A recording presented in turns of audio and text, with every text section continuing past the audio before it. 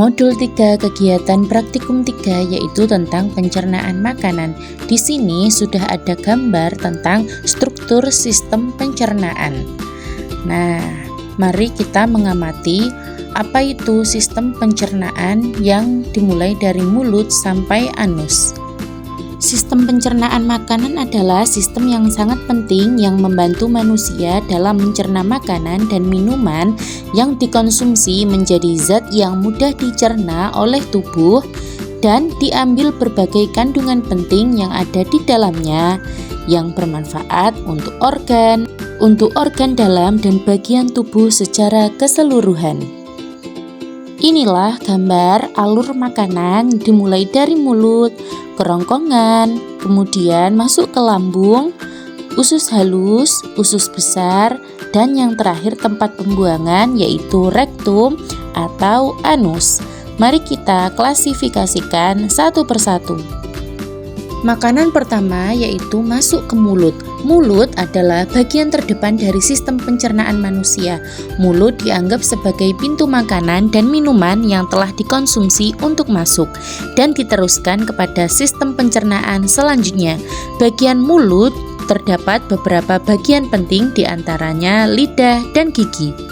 Lidah berfungsi untuk merasakan makanan serta memposisikan makanan agar mudah dikunyah dan membantu makanan agar mudah ditelan. Dan gigi berfungsi untuk mengunyah dan menghancurkan makanan menjadi lebih halus dan lebih mudah dicerna. Yang terakhir yaitu ada ludah yang akan membantu menelan makanan dengan lebih mudah lagi dan juga berfungsi sebagai pelindung rongga mulut. Di bagian mulut ini, kelenjar ludah menghasilkan enzim amilase atau pitialin untuk memecah pati menjadi maltosa, sedangkan lipase lingual untuk mulai memecah lemak. Makanan selanjutnya mengarah ke kerongkongan atau esofagus. Kerongkongan atau esofagus merupakan lorong yang akan dimasuki makanan yang selesai dikunyah dan telah diproses di dalam mulut. Nah, kegiatan ini terjadi antara rongga mulut menuju lambung dan melalui proses pencernaan selanjutnya. Disebut gerakan peristaltik, yaitu gerakan yang membantu mendorong makanan yang sudah dikunyah agar masuk ke dalam lambung secara perlahan. Berdasarkan penelitian, makanan akan melewati kerongkongan biasanya hanya terjadi dalam waktu 6 detik. Pencernaan selanjutnya yaitu di bagian lambung. Lambung berbentuk seperti kantung yang menggelembung dan letaknya pada bagian kiri dalam rongga perut. Lambung secara garis besar terdiri dari 3 bagian. Ia memiliki fungsi penting dalam sistem pencernaan. Salah satunya adalah menghasilkan asam klorida yang akan membasmi semua mikroorganisme yang ada pada makanan yang kita makan. Nah, pada lambung menghasilkan enzim pepsin untuk memecah protein dan lipase lambung untuk memecah lemak, serta enzim renin pada bayi untuk menggumpalkan protein susu. Bagian selanjutnya yaitu usus halus. Usus halus memiliki beberapa bagian, diantaranya yaitu usus halus 12 jari, usus kosong, dan usus penyerapan.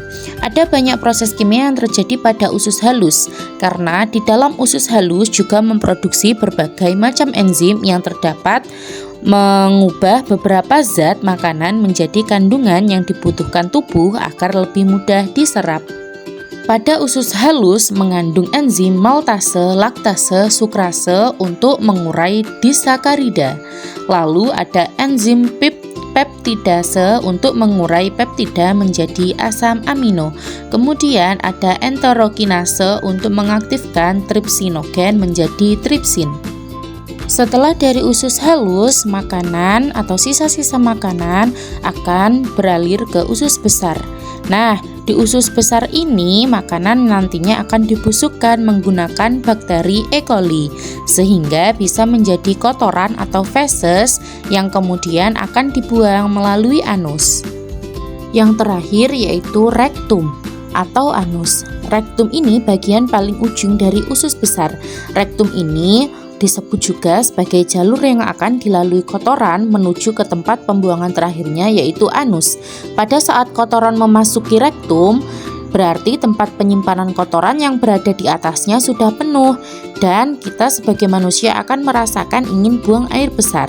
Nah, anus merupakan lubang di mana kotoran akan dikeluarkan dari dalam tubuh untuk dibuang. Kesimpulan yang didapat yaitu pencernaan manusia dimulai dari mulut, kemudian ke esofagus atau kerongkongan, kemudian menuju ke lambung dan dicerna oleh usus halus.